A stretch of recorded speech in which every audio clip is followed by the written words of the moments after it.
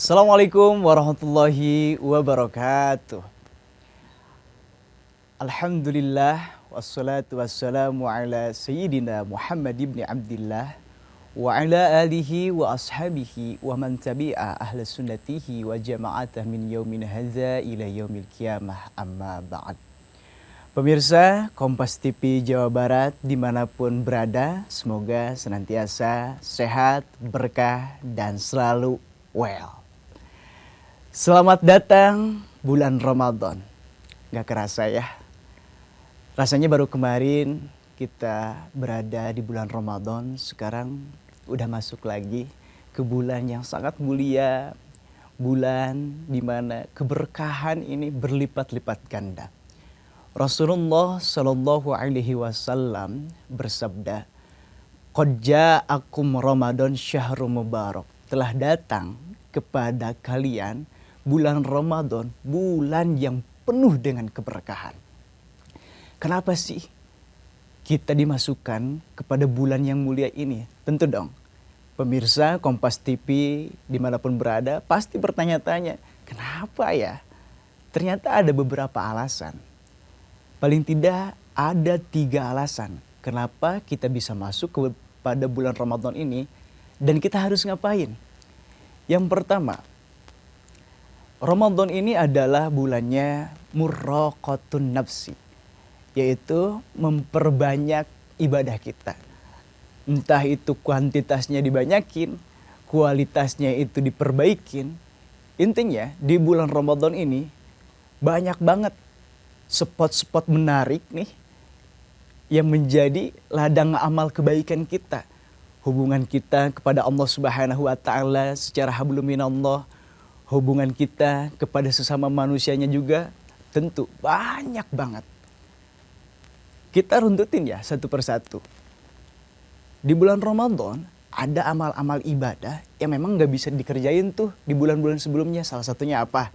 Sholat tarawih. Itu kan memperbaiki hubungan kita kepada Allah Subhanahu wa taala. Dan itu juga memperbanyak kualitas ibadah kita.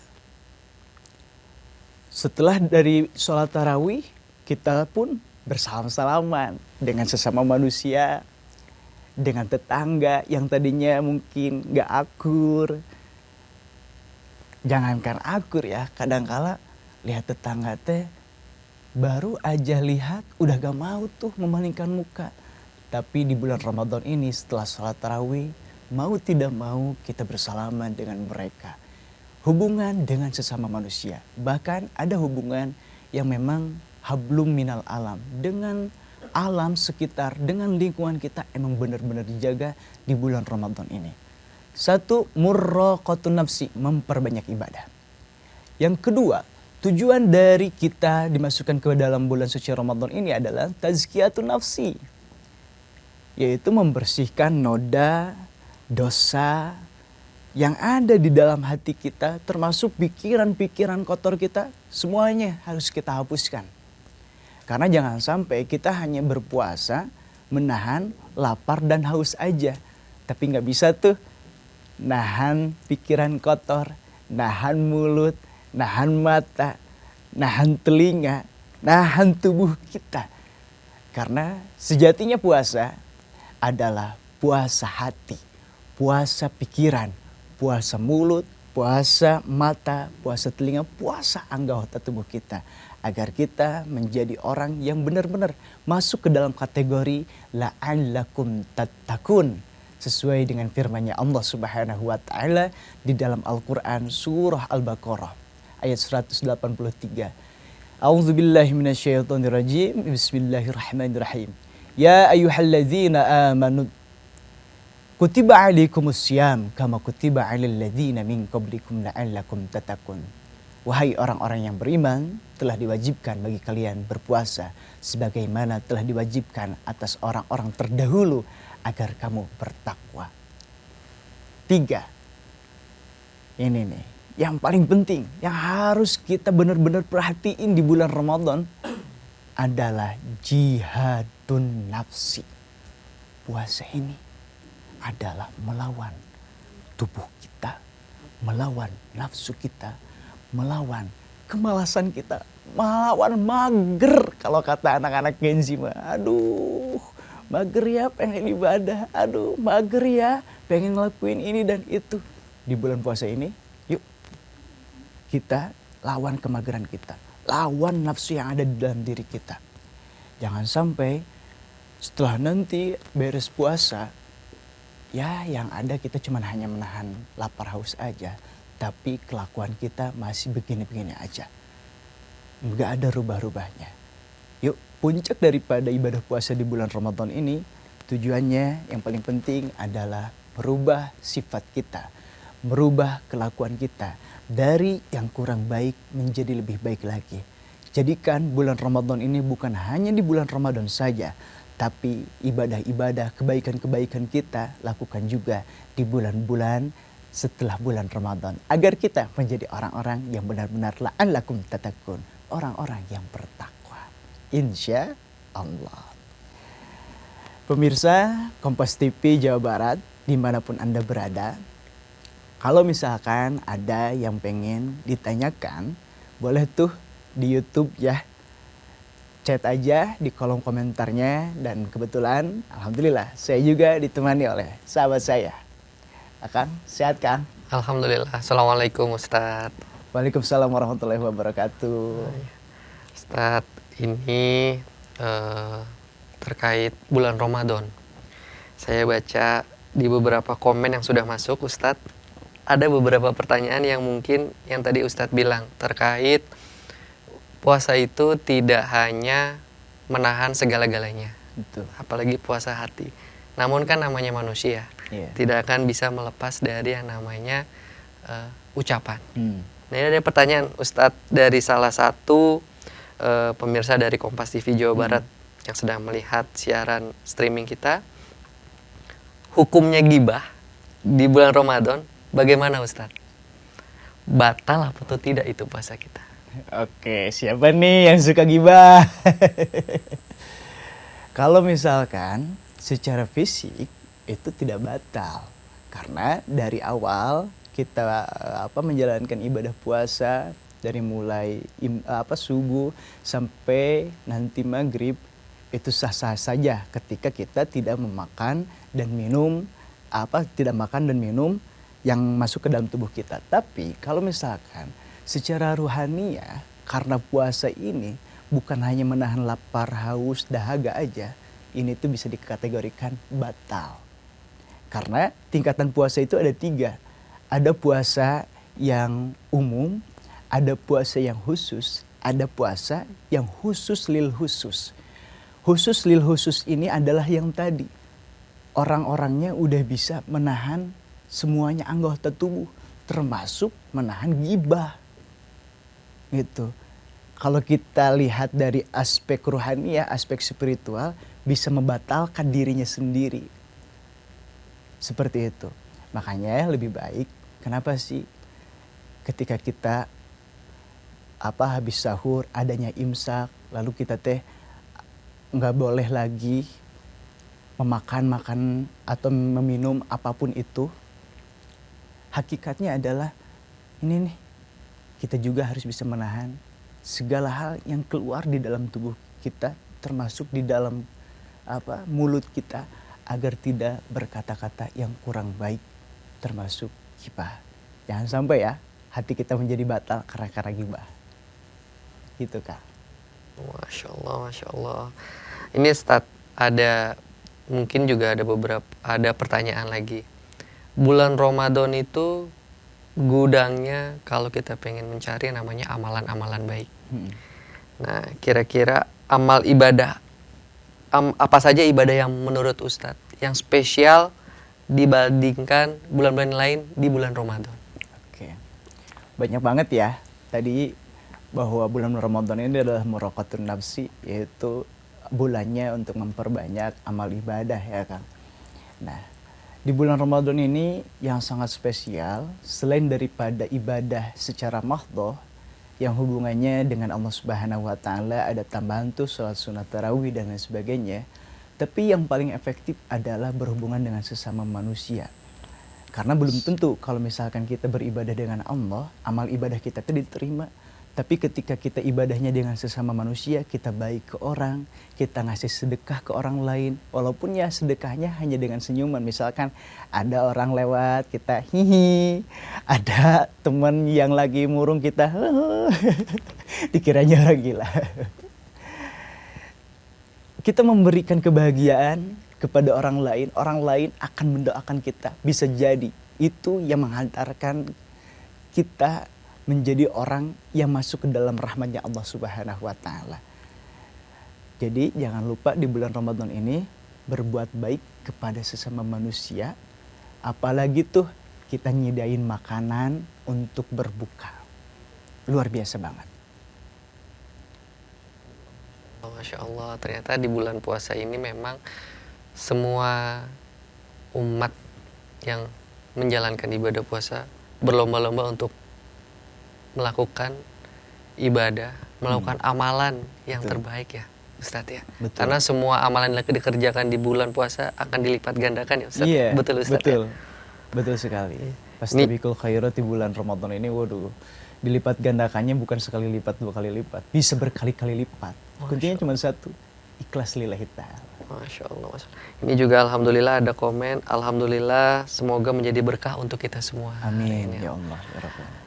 Kalau ini juga Ustadz, kalau misalnya kita berpuasa, ada juga kan yang berpuasa ada yang bilang lebih baik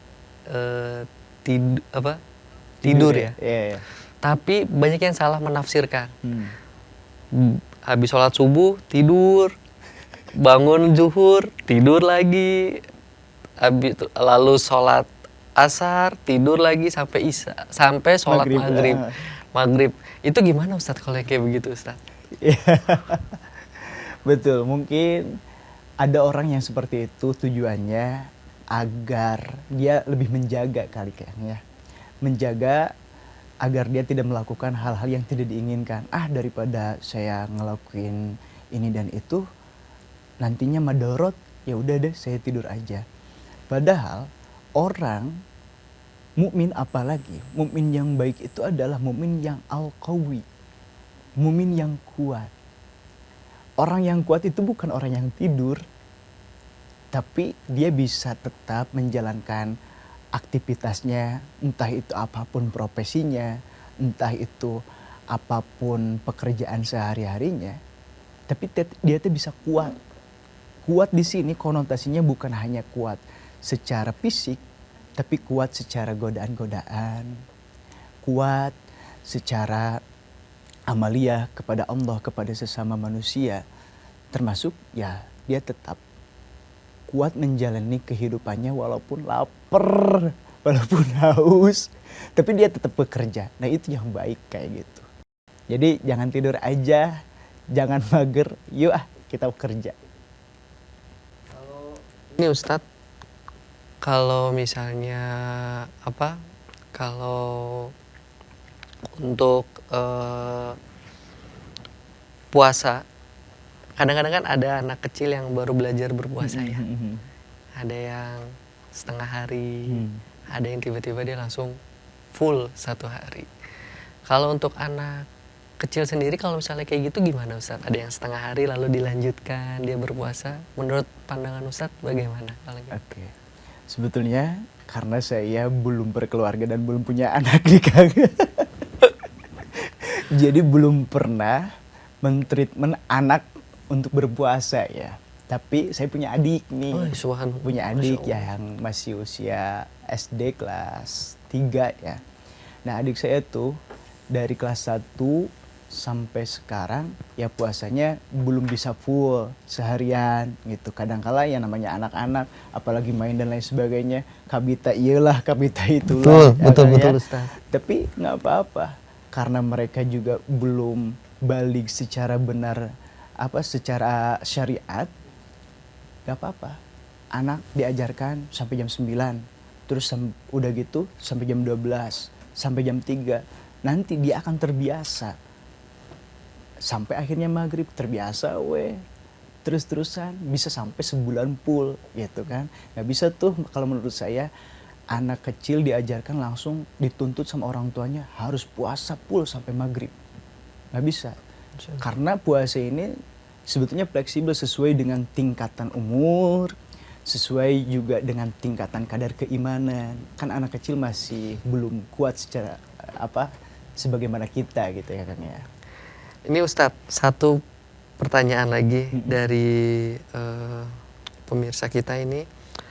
Bagaimana dari diri kita sendiri meniatkan sebuah perbuatan baik itu agar ikhlas tanpa pamrih? Karena namanya manusia kadang-kadang berbicara, enggak, kita nggak ada pamrih, tapi secara hati terkadang itu. Nah, itu bagaimana Ustaz? Iya, betul. Makanya pemirsa Kompas TV Jawa Barat dimanapun berada, yang susah itu adalah introspeksi ke dalam diri kita sendiri. Kalau untuk ilmu dan lain sebagainya, tentu para pemirsa sudah punya keilmuannya. Tapi keilmuannya itu harus kita implementasikan. Termasuk ya di bulan Ramadan ini, bulannya introspeksi. Ketika kita ingin berbuat kebaikan kepada orang lain, tanpa ada rasa pamrih, harus yakin bahwa kebaikannya itu bukan dibalas sama orang yang bersangkutan, tapi sama Allah Subhanahu wa Ta'ala. Makanya kita boleh berharap tuh, tapi berharapnya bukan kepada manusia, tapi berharap kepada Allah Subhanahu wa Ta'ala. Kalau berharap kepada Allah Subhanahu wa Ta'ala, itu mah bisa dikatakan ikhlas. Tapi harapan di sini bukan harapan, ya Allah, saya setelah berbuat kebaikan kepada orang lain pengen langsung diganti gini-gini. Tidak. Memang benar-benar ikhlas aja sama Allah. Nah, guluyur kalau bahasa kata Sundanya mah. Nanti biarkan Allah Subhanahu wa Ta'ala yang membalas kebaikan kita dan membalas setiap amal perbuatan kita. Begitu, Kang ya. Pemirsa Kompas TV Jawa Barat, semoga di bulan Ramadan yang sekarang ini, amaliyah kita, kelakuan kita, hati kita, perbuatan kita, termasuk pikiran kita, lebih baik daripada Ramadan yang sebelumnya.